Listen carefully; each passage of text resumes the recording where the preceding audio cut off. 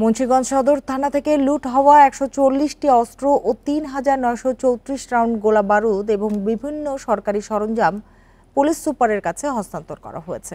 প্রিয় নম্বর সেট করে বিকাশে সেন্ড মানি করুন ফ্রি।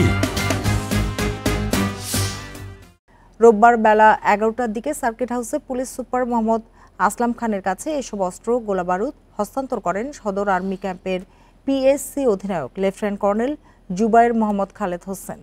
৫ই আগস্ট থেকে মুন্সিগঞ্জ সদরের বিভিন্ন এলাকায় টহল চালিয়ে আগ্নেয়াস্ত্র, গোলা বারুদ, সরকারি সরঞ্জাম সহ নগদ টাকা উদ্ধার করা হয়।